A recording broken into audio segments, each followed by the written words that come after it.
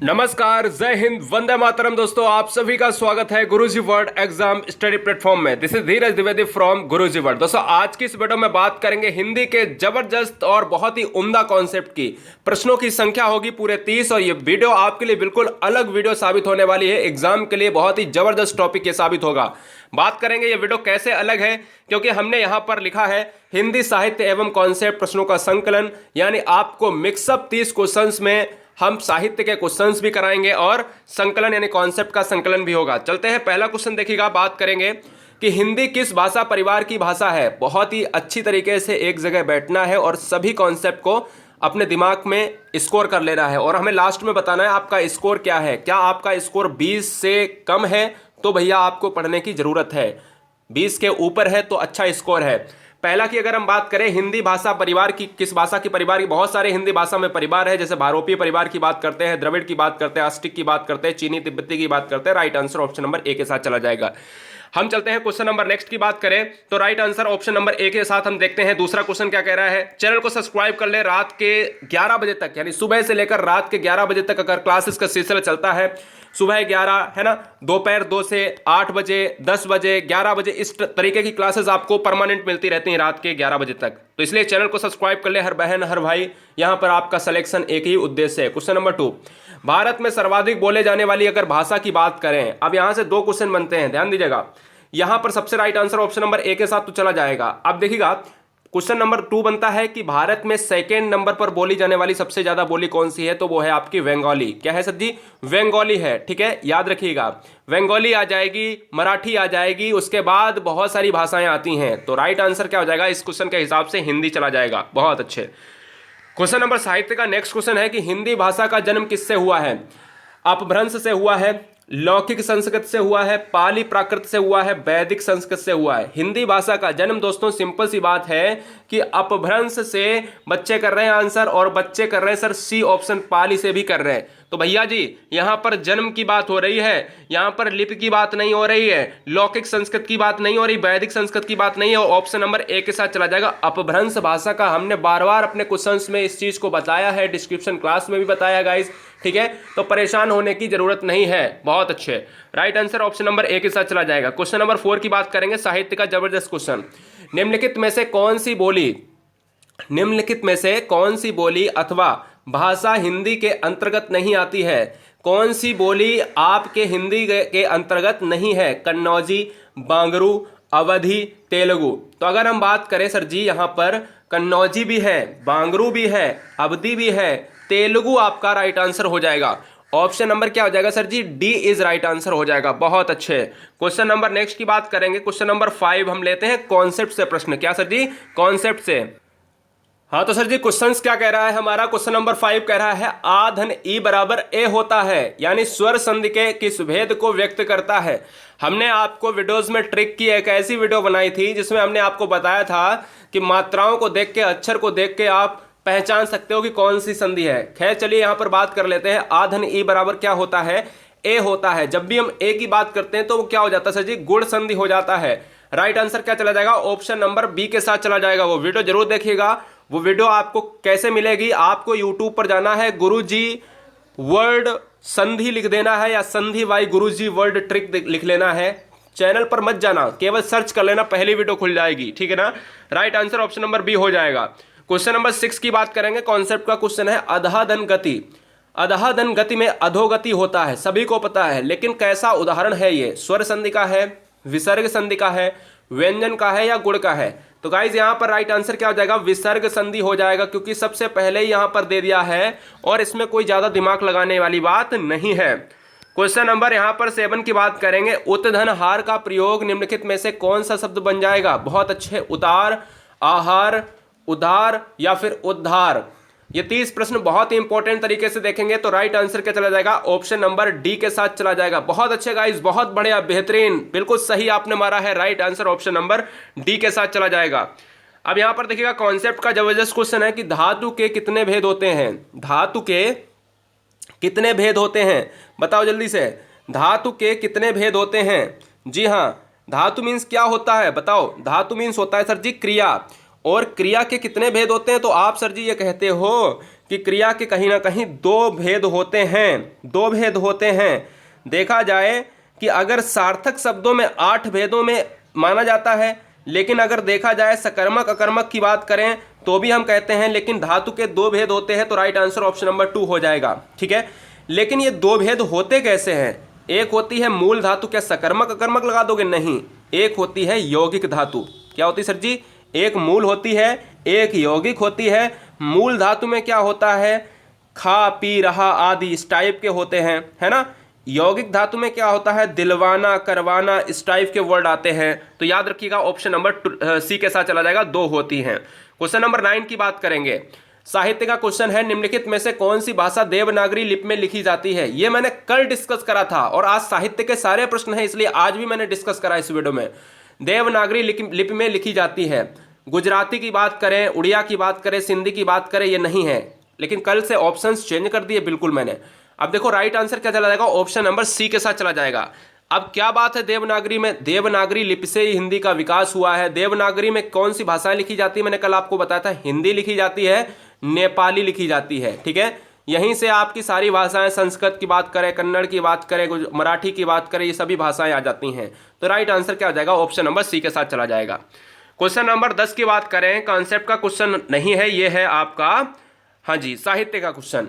एक मनई के दुई बटवे रहिन, ओह माँ लौरा अपने बाप से कहिस दादा धनमा जबन हमरा वखरा लागत होए तवन हमका दे दे। यह अवतरण हिंदी की किस भाषा में है? बताओ। अब कहोगे सर जी हंसी आ रही है मेरे को। जी हाँ, और ये भाषा अगर हम देखा जाए कि हम एक ऐसे क्षेत्र में जाते हैं तो बिल्कुल वहाँ पर आपको हंसी नहीं आएगी अगर आप 5 महीने रह लेंगे, क्योंकि आपको भी यही भाषा बोलनी पड़ेगी, भाई समझना पड़ेगा। और हम कहते हैं कि हर कोर्स पर चेंज हो जाती है, जाने कितने कोर्स पर बोला जाता है, बोलियां चेंज हो जाती हैं ना। तो याद रखिएगा राइट आंसर क्या हो जाएगा? बहुत अच्छे ऑप्शन नंबर सी के साथ चला जाएगा। ये बोली आपको बताएगा कि कौन सी अवतरण की बोली है, ये अवधि है, अवधि हो जाएगा राइट आंसर। ऑप्शन नंबर क्या हो जाएगा सर जी? सी हो जाएगा। कॉन्सेप्ट का क्वेश्चन लेते हैं साहित्य के बाद कि भैया का गा ज फ ये ध्वनियां कैसी हैं? संस्कृत की, अरबी और अंग्रेजी की या फिर दक्षिण भाषाओं में।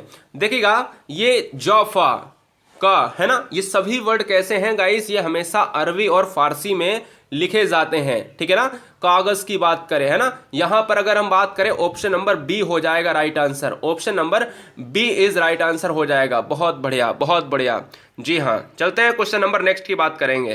क्वेश्चन नंबर नेक्स्ट है बहुत सिंपल सा। हिंदी में मूलतः वर्णों की कितनी संख्या होती है? हम कहते हैं 52 वर्ड होते हैं, 13 यहाँ पर होते हैं, क्या होते हैं? 13 नहीं होते, 11 होते हैं। स्वर की बात करते हैं 33 की बात होती है। व्यंजन होते हैं 2 अयोगवाह होते हैं हिंदी में, और 4 की बात करें यहाँ पर यारालावा की बात करें तो 4 होते हैं आपके अंतःस्था। 2 अयोगवाह कौन से होते हैं? अंग और आह की बात करते हैं, ये विसर्ग में भी जाने जाते हैं।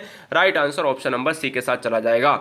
क्वेश्चन नंबर नेक्स्ट की बात करेंगे 13। कॉन्सेप्ट का क्वेश्चन है, छा ध्वनि किसके अंतर्गत आती है? हमने कहा कि छा वर्ड, छत्रज्ञ और स्रा, ये वर्ड क्या है? ये स्वर है या व्यंजन है? तो मैं कहूंगा कि स्वर तो नहीं हो सकते, लेकिन संयुक्त व्यंजन में आते हैं। तो संयुक्त व्यंजन या वर्ण है ऑप्शन में? बिल्कुल है सर जी, ऑप्शन नंबर सी के साथ चला जाएगा। चैनल को सब्सक्राइब कर लें बेहतरीन स्टडी प्लान के लिए। दूसरे क्वेश्चंस पर चलते हैं हम, यानी 14वां क्वेश्चन है बिल्कुल साहित्य से। हिंदी खड़ी बोली किस अपभ्रंश से विकसित हुई है? हिंदी खड़ी बोली किस अपभ्रंश से विकसित हुई है? हाँ जी, बहुत अच्छे, बेहतरीन। तो अगर गाइस बात करें मागधी, अर्धमागधी, सौरसेनी या ब्राचड़, तो यहां पर बात करेंगे right answer option number C के साथ जो दे रहे हैं। बहुत बढ़िया, बहुत बढ़िया। मागधी भैया नहीं होगी मेरे भाई, सौरसेनी होगी। आप ऐसे गलत करोगे सिंपल क्वेश्चंस तो भाई काम नहीं चलने वाला है। और बहुत सारे बच्चों का देखो, नीचे एक बच्चे ने करा था आंसर कि भैया हिंदी के ये बहुत सिंपल आप आंसर करा रहे हो, बहुत सिंपल करा रहे हो, और उसी बच्चे ने गलत भी आंसर दिया है। मतलब यार सर जी समझो इस चीज़ को, ऐसे नहीं होता है ना। जी हाँ, बहुत बढ़िया। आप you are great, you are unique, हमें पता है आप बहुत ही ग्रेट है, लेकिन क्या है ना सर जी, जल्दबाजी में आप क्वेश्चन गलत कर देते हैं, तो ये गलत बात है। क्वेश्चन नंबर 15 की बात करेंगे। भाषा के आधार पर भारतीय राज्यों की पुनः संरचना की गई थी। देखो, अगर हम बात करते हैं सही तरीके से इस क्वेश्चन को पढ़ना, नहीं तो आप में और हम में विवाद हो जाएगा। नीचे कमेंट में आप हमें अपशब्द बोलेंगे और हम तो कुछ बोल नहीं पाएंगे, है ना। अब देखिएगा क्या बात है कि भाषा के आधार पर भारतीय राज्यों की पुनः संरचना की गई थी। अगर आपसे गाइस क्वेश्चन पूछा जाए कि आंध्र प्रदेश की बात करें तो आप 1953 लगाएंगे, है ना। अक्टूबर की बात हुई थी, आंध्र प्रदेश सबसे पहला गठित होने वाला राज्य था भाषा में। लेकिन यहां पर लिखा है पुनः संरचना की गई थी, मतलब दोबारा की बात कर रहा है। तो सर जी ऑप्शन नंबर क्या चला जाएगा, डी इज राइट आंसर। बहुत जबरदस्त क्वेश्चन है और गूगल पे बहुत ज्यादा ट्रेंड करता है ये क्वेश्चन, याद रखिएगा।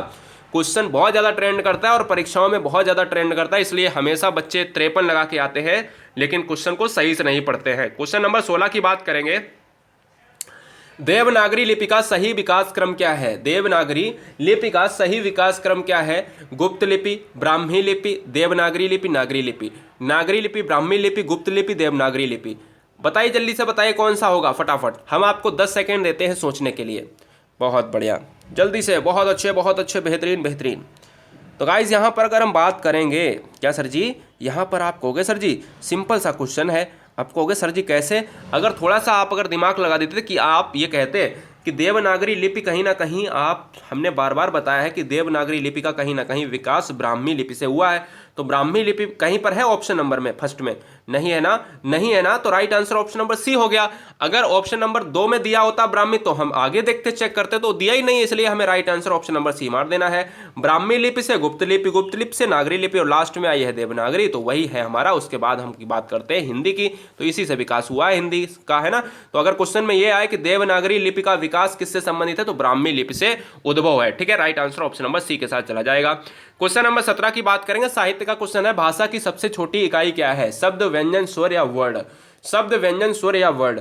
देखो भाषा की सबसे छोटी इकाई होती है आपके वर्ड होती है। क्या होती है सर जी? वर्ण होती है। सार्थक इकाई नहीं पूछ रहे सर जी, सार्थक इकाई नहीं पूछ रहे हैं। सार्थक इकाई का आंसर चेंज हो जाता है, मैंने अभी थोड़े दिन पहले बताया था, मुझे कमेंट कोई करेगा क्या आंसर होगा सार्थक के साथ। फिलहाल यहां पर क्या हो जाएगा, right answer option number D के साथ चला जाएगा, यहां पर डी हो जाएगा। क्वेश्चन नंबर 18, वर्णमाला कहते हैं शब्द समूह को, वर्णों के संकलन को, शब्द गणना को या वर्णों के व्यवस्थित समूह को? जब भी हम वर्णमाला लिखते हैं, आ से लेकर जहां तक भी हम चले जाते हैं, या हम जैसे अगर हम बात करें स्पर्श व्यंजन की बात करें, का से लेकर मां तक हम 25 वर्ड की बात करते हैं, तो हम ये कहते हैं कहीं ना कहीं व्यवस्थित क्रम होता है और वर्णों का समूह होता है। देखो वर्णों का संकलन कह सकते हैं, शब्द समूह कह सकते हैं, क्या नहीं कह सकते हैं। देखो एक ऑप्शन में आपको अगर दिया जाए वर्णों का समूह, वर्ण समूह को हम वर्णमाला कहते हैं, लेकिन एक में दिया जाए वर्ण के व्यवस्थित समूह को वर्णमाला कहते हैं, तो व्यवस्थित वाला इंपॉर्टेंट है क्योंकि हम एक व्यवस्थित क्रम का पालन करते हैं। क्वेश्चन नंबर 19, निम्नलिखित में से कंठ ध्वनियां कौन सी हैं? निम्नलिखित जितने भी बच्चे हैं 19 से 30 प्रश्न बिल्कुल उड़ा देंगे, धुआं धुआं कर देंगे, बहुत अच्छे। निम्नलिखित में से कंठ ध्वनियां कौन सी हैं? हर बहन हर भाई क्वेश्चन को सही करेगा, गलत नहीं करेगा, बोल के देखिएगा। कंठ का प्रयोग यानी गले का प्रयोग बोलने में अगर हो रहा है, आप सभी ऑप्शंस को चेक करिएगा, गले में जोड़ पड़ रहा है तो वही है आपका राइट आंसर। जैसे टा बोलते हैं, टा, इसमें जीभ का इस्तेमाल हो रहा है, मूर्धा की बात हो रही है। चा बोलते हैं, तालू की बात हो रही, चा चा, है ना, गले का प्रयोग नहीं। याराला, याराला में आप देखते हो तो कहीं ना कहीं कुछ हो रहा है गले में, लेकिन क ख क ख बोलो, ख बोल के देखो, ख। आप कहोगे खा है ना, तो ये का वर्ग वाले सभी क्या होते हैं? कंठ होते हैं। सभी में 5-5 सदस्य होते हैं। स्पर्श व्यंजन में 25 सदस्य होते हैं। कहां से? का से मां तक, ठीक है ना। तो अगर पूछे जाए स्पर्श जो है व्यंजन में कितने वर्ड होते हैं, तो आप कहोगे सर जी 25 होते हैं। कहां से कहां तक? का से मां तक, है ना। बहुत बढ़िया, चलते हैं क्वेश्चन नंबर नेक्स्ट की बात करेंगे। क्वेश्चन नंबर नेक्स्ट की बात करेंगे 20। यहां पर लेते हैं साहित्य का क्वेश्चन। हिंदी की विशिष्ट बोली ब्रजभाषा किस रूप में सबसे अधिक प्रसिद्ध है? बहुत अच्छे गाइस, मारिएगा फटाफट। राजभाषा, तकनीकी भाषा, राष्ट्रभाषा, काव्य भाषा। 20वां क्वेश्चन, हिंदी की प्रसिद्ध बोली ब्रजभाषा किस रूप में सबसे अधिक प्रसिद्ध है? तो देखिएगा, ब्रजभाषा पूछी है, ब्रजभाषा। अब यहां पर हिंदी होता, हिंदी की बात करता तो मैं राजभाषा लगा देता।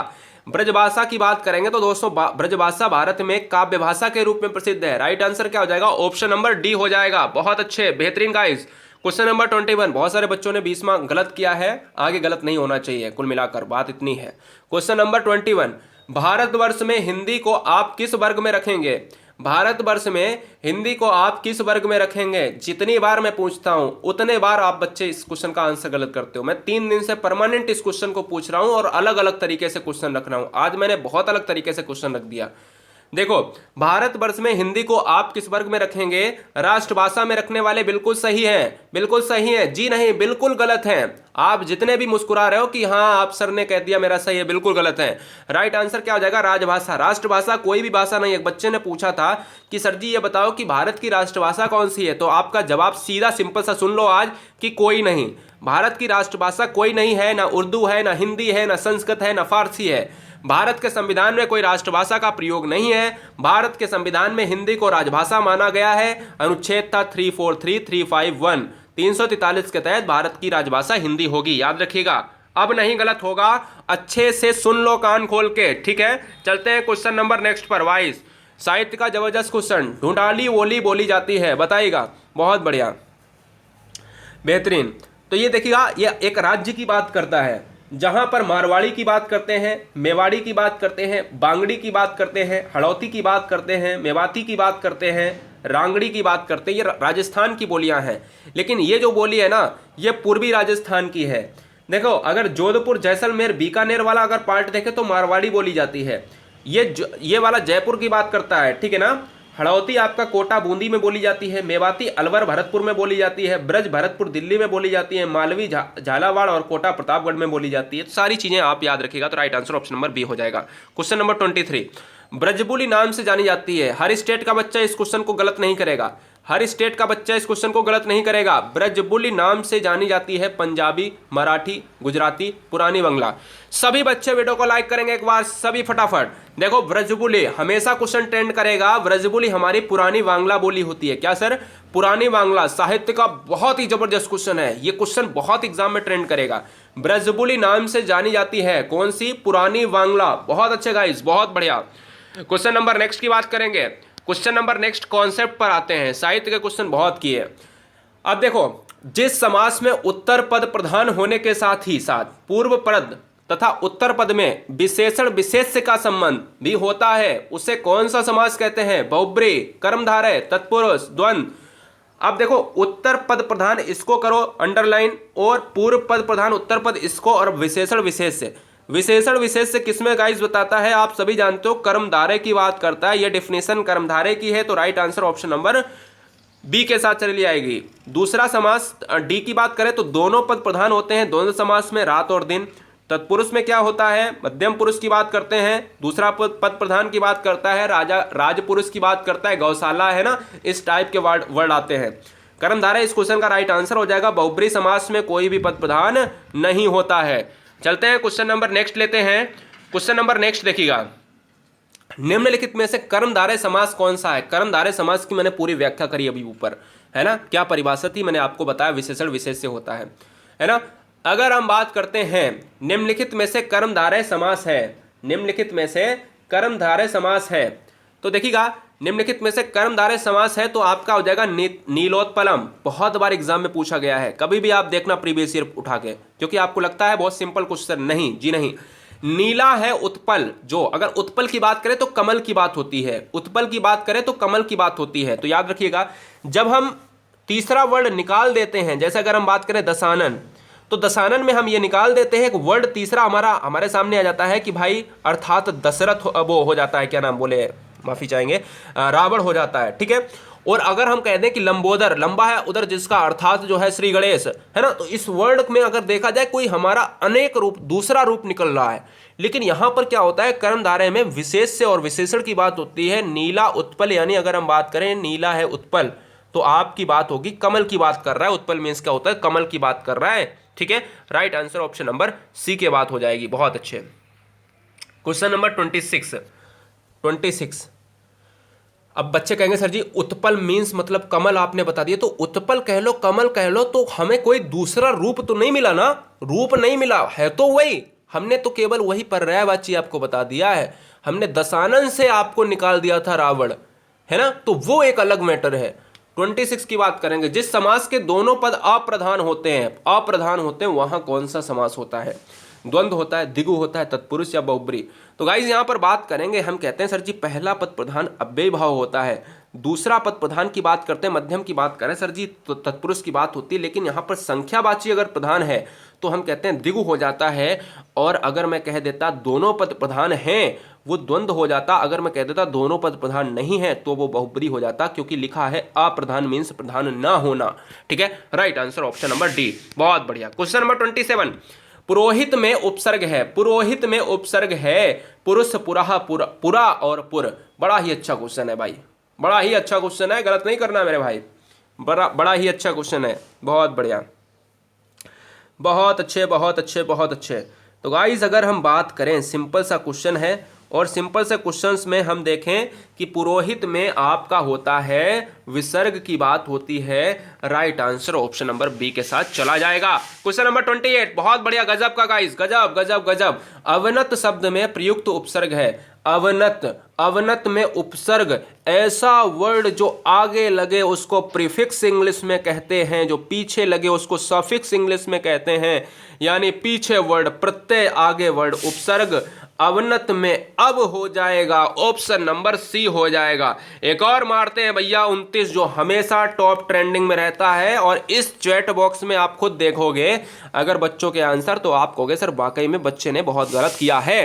ठीक है, सावधानी शब्द में प्रयुक्त प्रत्यय कौन सा है? सावधानी में, सावधानी से ही आंसर लगाना और बताना भी है क्वेश्चन, सावधानी, हाँ जी सावधानी क्वेश्चन है और सावधानी से बताना है। बताओ प्रत्यय कौन सा होगा? प्रत्यय वर्ड होता है पीछे लगने वाला, सावधानी में ई हो जाएगा, न आनी न धानी न पानी। ठीक है, याद रखना ऑप्शन नंबर ई के साथ चला जाएगा। क्वेश्चन नंबर नेक्स्ट की बात करेंगे 30, बड़ा ही गजब का क्वेश्चन है। 99 का फेर, एकदम से आप कहोगे सर मजा आ गया। 99 का फेर बताओ, 99 का फेर मुहावरे का सटीक अर्थ बताना है। गुरुजी वर्ड एग्जाम स्टडी में आने वाली हर बहन हर भाई के माता पिता को मेरा एक बार फिर से सैल्यूट है। आप सभी को जय हिंद। मुस्कुराते रहिएगा। क्वेश्चन नंबर 30 का आंसर दीजिएगा। 99 का फेर मुहावरे का सटीक अर्थ क्या है? धन जोड़ने का बुरा लालच। क्या हो जाएगा? धन जोड़ने का बुरा लालच। आपको लालच वाला ऑप्शन लगाना होता है। फेयर मीन्स क्या सर जी? बता दिया है, लालच की बात कर रहा है सर जी। बहुत बार एग्जाम में पूछा है, हो सकता है आपके भी एग्जाम में आ जाए। ठीक है, याद रखना है बहुत अच्छी तरीके से। और भैया मेरे आप सभी बहनों से रिक्वेस्ट रहेगा अपना स्कोर बता दे। क्या यहाँ पर शर्म लग रही है क्या? हमसे कैसी शर्म भैया?